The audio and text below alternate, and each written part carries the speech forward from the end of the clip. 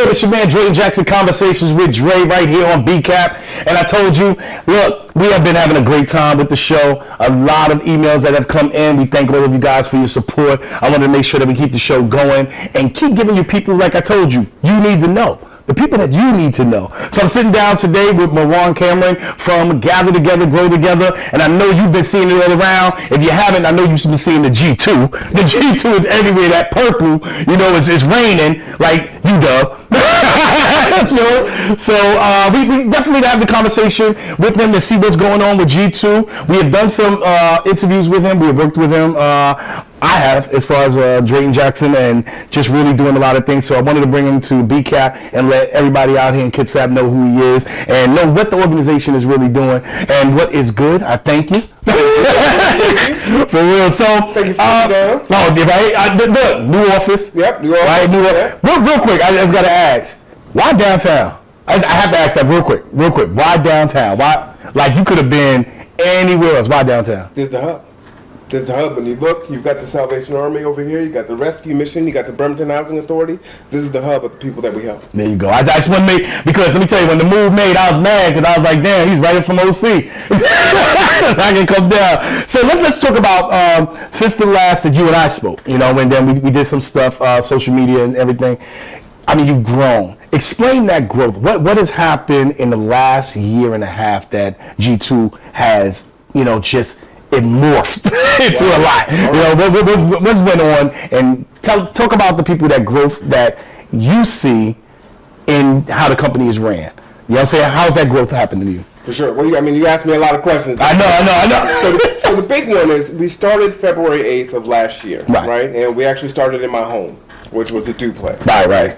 And so you can imagine, little 900 square foot duplex and taking out the living room and the dining room and forming it into a computer lab and, opening your home in that way and just kind of the sacrifices that go in with that.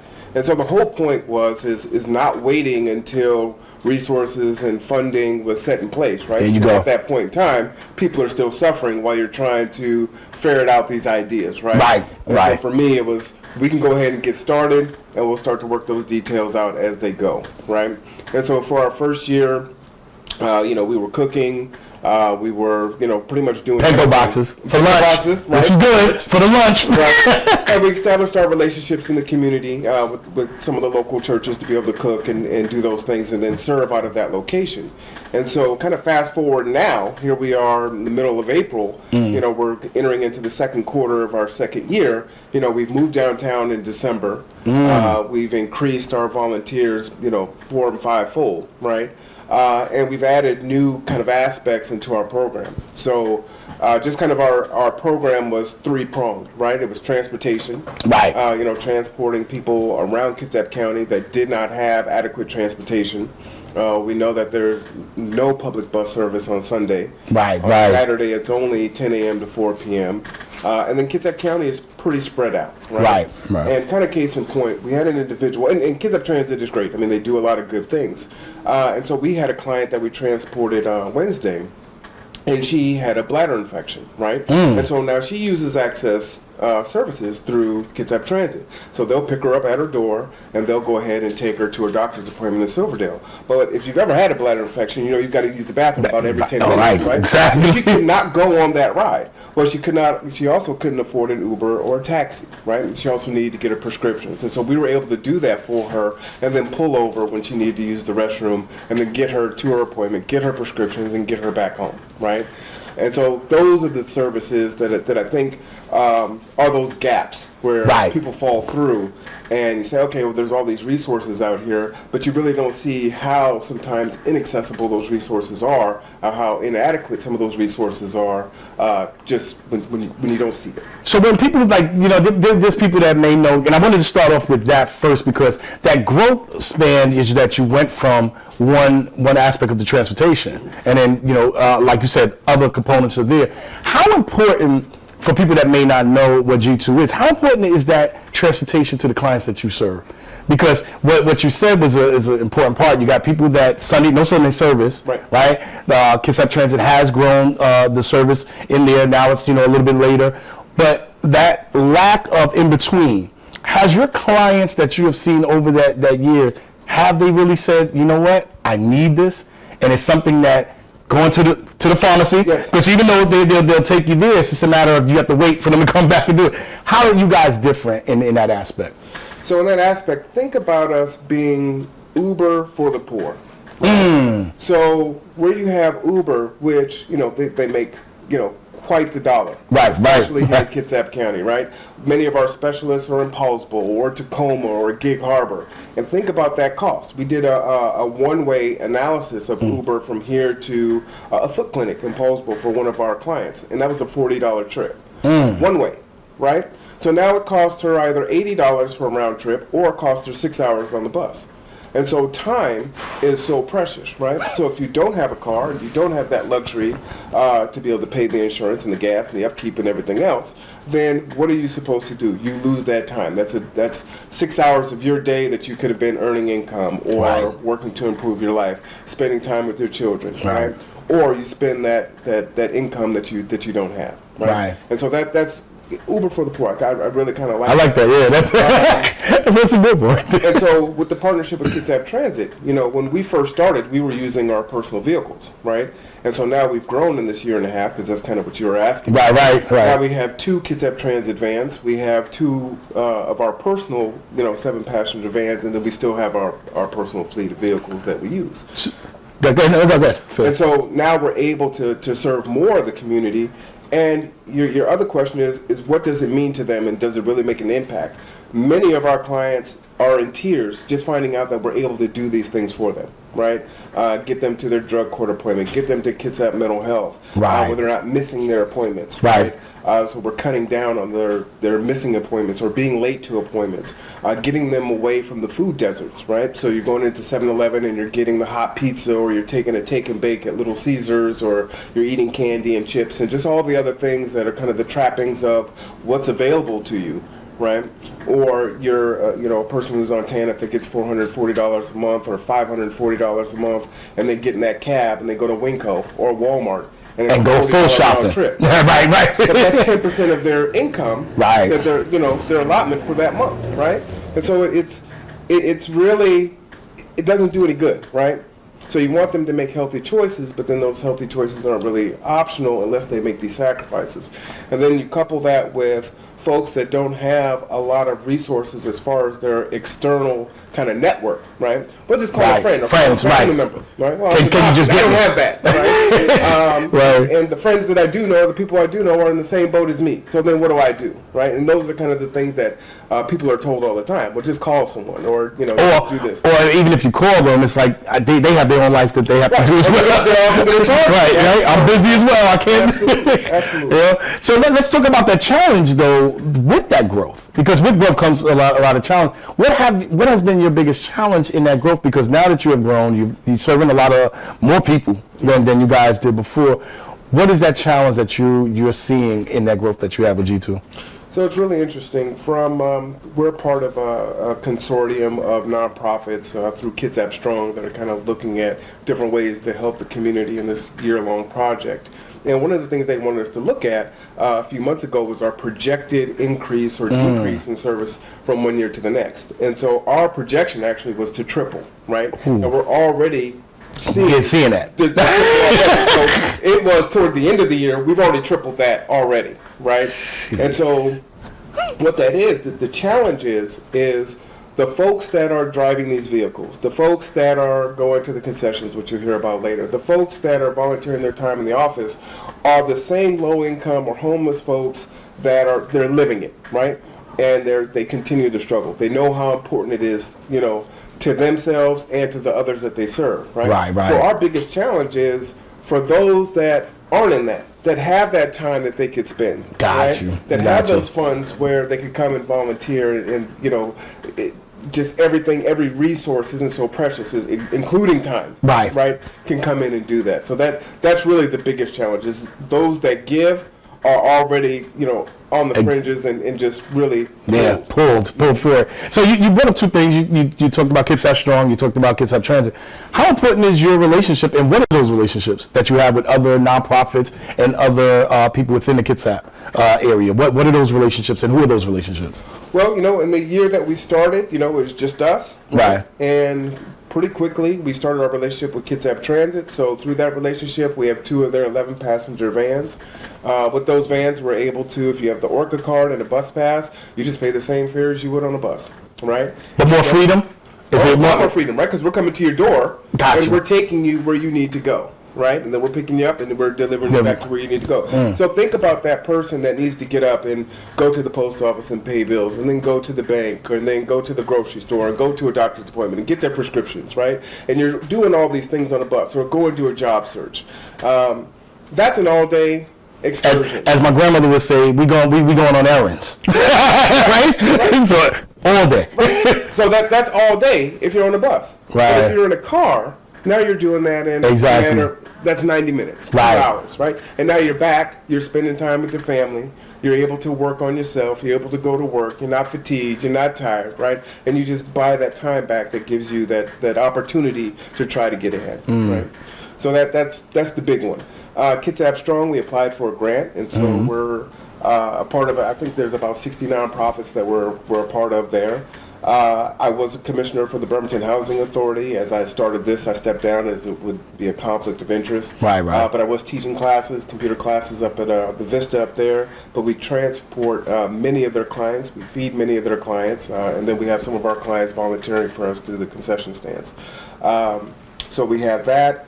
We have, there's so many, inside and outside. That you have. Kitsap, right. So we have, the University of Washington, the Tacoma Dome, and CenturyLink, and just we've blown up. All the connections with it. Absolutely. There's a lot on the economical side, and we all know, no matter what it is, whether it's a nonprofit, profit business, there's an economical part to it. What does that economical part look like for G2? When you talk about transportation, then you talk about training, you talk about getting people to, you guys have concession stands and everything. We'll go into it more. On the economical side, what does that look like, for you guys? Because it's a lot, because as you said, you started it in the beginning. And I think a lot of people, and I'll just say it this way, there's a lot of people that wait. Right. They wait and they say, you know what, I'm going to wait, I'm going to get that grant, or I'm going to get that loan, I'm going to do whatever. What it seems like with me and me knowing the inside, you said, you know what, there's a need. Let me just go ahead and do it. On the economical side, how much has that been a burden? One, not just to the organization, but what is needed economically to keep this going? To keep it going? Well, obviously you need resources, right? Right. And you need those resources, not only money, but you need volunteers, right? You need bodies that are available to do the work, right? To provide that mentorship, to physically be there.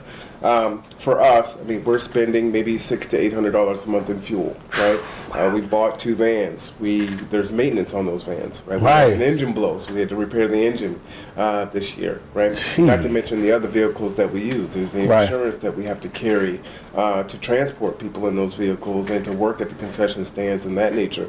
The food cost that goes into buying the food and feeding low income, the homeless folks, and also feeding the volunteers that are a part of this. Part of it, right. Teaching the courses, staffing this build, paying the rent on this building, and the bills and utilities and everything else. So there's a lot that goes into that. And so as we get bigger, again, it started off in the house, right? Now we're here, right? So then, those things are there. So, I would say they kind of, it gets more and more expensive as you go. But at the same time, it really makes an impact on folks. And so with the partnership with Kitsap Transit for using their vans, then it saves us on the fuel. Right, so then that cuts down quite a bit to use their vans, get our same community to where they need to go. Right. And we have that offset because we don't have the maintenance and the fuel there, and then that decreases quite a bit, right? Gotcha. And then, the economies of scale by cooking big meals, which helps to save, and then doing the concession stand work and things like that really help us there. So is that helping to get closer to that goal that you have? And what is the goal that you say economically? Let's not, I don't want to say just the goal, because we know the goal is to help as many poor people. But on the economical side, and the reason why I bring that up, because there's a lot of nonprofits right now that are going through it. You know what I'm saying? In the, not too long ago, the Wall Street Journal was just saying how bad it was for nonprofits to get grants, to get funding from people, because they're strapped. The regular consumer strapped. So for your economical goal, is it there? Is it getting there? You know what I'm saying? Is it something that more that you need? And what I'm saying is, I'm not saying it an ask. I want people to think set it up for the ask, but it takes, like you said, there's a lot that runs this. Right. There's a lot that runs this, and people may not see transportation, as you just said. There's insurance, there's cost, to go over, even to take people to the concession stands over the bridge. On the economical side, it has G2 set their sights on, like, this is where we need to be at, and are they going after that? We've set our sights. When we first started this off, we're going to roll out transportation, we're going to roll out food, we're going to roll out computer classes. Since then, we've added in concession stands, which has really helped us to bring in revenue. Donations that come in online and through Amazon, and all those things help, right, in our bento box sales and those things. Right. But in our 5-year plan, we wanted to acquire property and present a housing solution that we think isn't currently in the county. Right. Gotcha. And so that's really where our sights are set. And so for us, I really didn't have any aspirations of moving downtown within a year, but in 11 months we were downtown. So if it opens up, where we set, we're going faster than where we set. Gotcha. Is where I'll put that. Okay, sure. And I think the main thing too is, like I said, you guys have grown tremendously, and it's like when people see the growth, they think that you made it. They think that, they're good. You know what I'm saying? Like, everything is there, and I think that's a misdirection for a lot of nonprofits, that they'll see, they're in a nice building and everything like that, and they don't understand that, you still got to give stuff to it. I want to get to something with donations and charity in regards to that. Sure. When we talk about donations and charity, how important is that for you guys? Like, when you see it, you kind of touched on it a little bit, with the goal, but how important is people just coming up and giving more than you getting a grant or anything like that? Well, it's tremendous, right? So, you can apply for grants. You may get them. You may not. Like you said before, there are people that will sit and watch. Right. And so we applied for the 1/10 of 1% grant last year. And pretty much the feedback that we got is, hey, you're a new business, right? You're a new nonprofit. And people want to see, are you going to be successful? Do we give you money? They love the idea, and everyone's on board. And we have every agency, Kitsap Long-Term and Health, and all these different folks are calling you, and hey, can you provide these rides? And what can you do? And how can you provide services for us and for our clients? But they want to know, are you going to be here next year? Are you going to be here in 2 years? Are we just going to give you some money and then you could disappear? Right. And so it's tremendous, right? And so the people are really the ones that power it. One thing that I really believe is that we can't wait on government to bail us out or fix the situation, right? And that's one of the reasons why I started, when I started, and how I started, right? Because again, you're waiting for the perfect the time right? To align, right? All the stars to align. And everybody's still, like you said, struggling. Everybody's struggling, right? At that time, I've got family members that are sleeping in their cars in the old Taco Bell on Wheaton Way. So they need me to start yesterday, right? And so those things will start to work themselves out. And so for us, we kind of looked at it with the concession stands. We can command a stipend because we're a 501c3 tax-exempt nonprofit, right? And so we believe in doing the work, right? So we go out there, we do the work, and we get the dollars that way. But yeah, it's really tremendous. But we're not really waiting on, let's get this federal grant or let's get this state grant or this local grant. Those would be great, right? But it's really the people that I think that are going to be the change agents. That helps out more or less. So I know that coming up this week, you have a big Kitsap Great. What is it? Great Give. Kitsap Great Give. You guys, this is your second year? This is our first year. It's your first year, Our first year. First year in it. What is your expectation, and what do you think the response is going to be? And I just want to get where you're coming from with it, because as you said, the people. This is the time that the people come in and say, look, we see you in there. How important is this to your organization and its growth? Well, I think everything is critical, right? Every dollar is critical. Again, we are 101 out of 250 nonprofits that are in there, right? And we're new, and a lot of people don't know that we're here or what it is that we do and what the impact on the community that it is, right? And so you already have your favorite charities that you donate to. So, if I donate to you, it may not be, very much, if anything, right? Right. So it's critical. So last year we missed the cut because we had just formed, right? And so this is our first year. So our expectations aren't high in the sense that we think that there's going to be a windfall of money. But for us, it's the awareness of getting us out to the community to say, hey, getting skin in the game. We are here. Right. This is what we do. And, please help us out to continue, because these are your family members. These are your friends. These are folks that you walk past every day. And this is a human issue.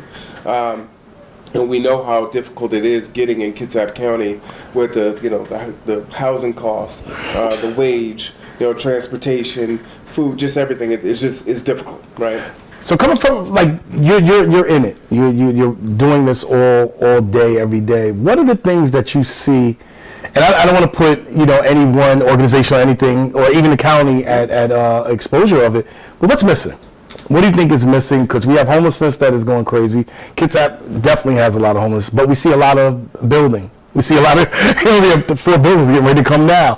Yeah. What is missing from your vantage point as the CEO, as running this organization? What's missing? Because you see them come through every day. Right. You know what I'm saying? So I'll say that the first thing that's missing is the transportation. I mean, for us, that's the biggest aspect, right? Gotcha. Which is why we jumped into transportation, because we felt like no one else was doing anything like this, right? So you either pay Uber or Uber Eats, right, or Lyft or whatever's out there, or you catch a cab, and these things are really expensive, right? Or you catch a bus and you lose that time. And so now you have folks that are working 2 and 3 jobs to pay the rent, right? And even that's not enough, or they have bad credit history, or they have bad rental history, and it's making it more difficult for them. You've got folks that were stabilized, and now they're couch surfing, and the next stop is in the car, and then they're on the street, right? So you have all these things going on, and it's just, it's exponential. And if you look for it, you can see it. If you walk downtown, you see it all day, every day, right? But for a lot of people, it's almost seems like you have to kind of look for it. Right, that's a Seattle thing, or that's a San Francisco thing. Oh no, it's right here. Right in your face.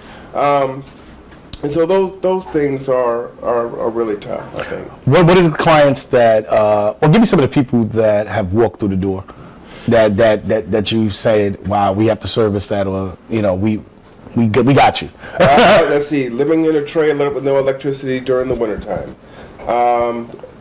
Almost 20-year-olds that either finished their high school or did not, living in their cars at the Taco Bell in front of the old Walmart. Right. Folks that are getting out of jail or prison. Folks that are in drug court or in active recovery. Right. So you have all these different things of folks that are coming in. You have folks that are working 2 or 3 jobs that are trying to make it, and trying to make ends meet. Folks that are using SNAP benefits and TANF, or just or college students. Right. So everyone, from we have 16-year-olds that come in and volunteer, and they're coming from low-income families, and that stipend helps them to do some things, maybe for a field trip, or to buy some clothes, or help the family out, because that's what it does. Just get by that week. All the way to 80 years old, right? So we had an 80-year-old come in here and cook one of our meals for us. So we see the whole gambit of folks come through. You do something that I really appreciate. We had a friend of ours from the organization that I'm part of with Family Day. She just got a job and was really excited, but she needed things, and it was like the job didn't give it. She got the job and everything. She cleaned herself up, but then there was things that they wanted her to have that she didn't have. I really appreciate a lot of the facts that you guys do a lot, bringing people in. Name some of the things that you help people get as soon as they come to you and they come down and they say, I'm ready to roll with you. I want to get my life together. I need that help. What are the things that you supply them with to let them go? That's interesting. We had a gentleman come in here, today. Right. It's Saturday, by the way. Right, Saturday, so exactly. You can see I'm in here, I'm working, I'm always working. But they need job experience, right? They need, they're in between, or they need a little bit more help, right? There's never enough. Never. Yeah. And so they come in and say, hey, well, we're doing this concession stand. So what we'll do is we'll pay for your food handler's permit, right? So if you need that, and we've done that for folks that didn't even come and volunteer for us, that they were working somewhere else, and they got a job, and it's like, I really need this food handlers, and I don't have $10. And we've done that for them. But we've paid for that. We've paid for their tips training so that they can pour alcohol, right? And that's $40, right? Or actually $43.60. Right, exactly. How much that is, right? And understanding that is critical. So you can get the job if you can pay for this. Right. You can get the job if you can make it through the class. You can get the job if you know how to access the resources. We buy their shoes if they need them. We buy their pants if they need them. We pick them up at their house and we transport them to the event. So think about it now. You're here in Kitsap County, there's a job at CenturyLink, then how do you get there, right? How much does it cost? Right. Is there going to be a bus when you get home, when the event is over at midnight or 1 o'clock in the morning? Right. There's no bus. You might get and I know that. There's no bus. Right. So now you can't take the opportunity, right? So now we're taking you there. Well, you don't have a car, so that's out, right? You catch the ferry one way, you get it back, maybe you catch the last one, and that's it, right? And so, I mean, you guys thought about when you thought about that, as you're saying it, is that what you thought about when you started it? Is like these are the barriers that people have? Some of the barriers. Some of the barriers, yes. And that's really it. Is okay, I would like to do this. This would really be a help to me, right? To keep my cell phone on, or to pay that bill, or to eat for that week. We've had clients that have gone to work and then used that to get a hotel that night just so they can get out of the rain, right? Because the shelters were full or whatever their situation was. They weren't able to stay in the shelter. And so they were able to do that, or give themselves a treat and just get out of and just, be able to soak in a bath and do those things. Whatever the case may be, that's what it affords them. Right? And then they can get a job recommendation. They get some job training. They're able to take those certificates and go to work somewhere else. And really go take it to the next level. Like, look, if you're here, you can go out and get your job. So imagine you're fresh out of jail, or you're in between jobs, and while you're looking, right, and we know how frustrating that can be to find a job, waiting on the interview, waiting on the background check, and all these other things, and how frustrating that process is, that you can go to a concert or work a Seahawks game or work a UW football game and get a stipend for that, get those credentials, and in the meantime, you're not just suffering. Right? And not only that, you feel like you're somebody. That's right. You know what I'm saying? Because you're actually doing something instead of just sitting around. I have to. What are some of the organizations that you would love to see G2 connect with? You said the ones that you guys are connected with. Is there like the jail system? Is there, because you talked about people coming out of prison, that you given that chance? Is there stronger connections that you would love to see G2 make connection with? Oh, absolutely. We'd love to have a more official, relationship with, the jail program, right? Definitely drug court for sure. Maybe the college, Olympic College, which you're hearing the noise downstairs. Yeah, right? We're on the second floor, and there's going to be a co-op grocery store that opens up underneath. Right. And so we're really excited about that, right? We're talking about fresh fruits and vegetables, right, and again, getting away from that food desert. So these things are all happening in real time, and the growth, and people are trying to do those things. So I digress. Right, I got it. But it's important, because that's another opportunity there, that you show somebody this is fresh fruit. Fresh fruit. So then the co-op would be one. Right, exactly. To strengthen our relationships with, KCR and with WorkSource and some of the other ones. We have a really good relationship with the Birmingham Housing Authority right now, and receive letters for grants that we apply from them, and transit and whatnot. There's some volunteer groups, like Job Corps, I think would be a great one to have folks come over through. When I said OC, I know now that they're allowing people students to do their work study off the campus, so this would be a great experience for them to do. And so there's all these things that we can tap into. Right. And part of that network that we're in through Kitsap Strong, we've been exposed to many of the different nonprofits, and KNCE, I'm going to get the acronym right. That's another kind of nonprofit consortium that we belong to. And as we get to know each other, and this is what you do, and this is what you do, and we get phone calls back and forth, and we start to serve that population. And for us, it's really just strengthening those relationships, but growing more people so that we can actually tap into those relationships, right? Gotcha. Right now, it's so few of us doing the work that we're wearing so many hats, right? Right, So there's right. just, we can only go so fast, even though we're still growing exponentially. Got you. And I know that, you know, it's coming up, you know, for it. The Great Give, Kids Have Great Give. This is where it is. What number? What number? We're 101. 101. Absolutely. All right? 101 in the Kids Have Great Give. Early giving now, and on next Tuesday will be the day where you can give. You can give to multiple nonprofits. We appreciate your donation. It definitely goes to good use. Come down, check us out. Outside of this, tell people how they can get in touch with you. So we're right here on 5th and Park, downtown Bremerton. We're catty corner from Seafield. We're a block away from 7-Eleven and the Bremerton Housing Authority. We're just to the right of Smoky Barbecue. You might even think we're above it, right? And next to Allstate. Our phone number is 360-373-3000. Our website is www.g2g2.org. You could drop us an email at gather2grow@g2g2.org. And so just drop in and see us. We're going to put all the information and the links to it. Facebook, definitely on Facebook for it. So, like I said, there's people that you need to know. And Bawan Cameron, G2, definitely need to know. It's your man Drayton Jackson, Conversation with Dre right here on BCAP. Make sure Kids Have Great Give 101. All right? Peace.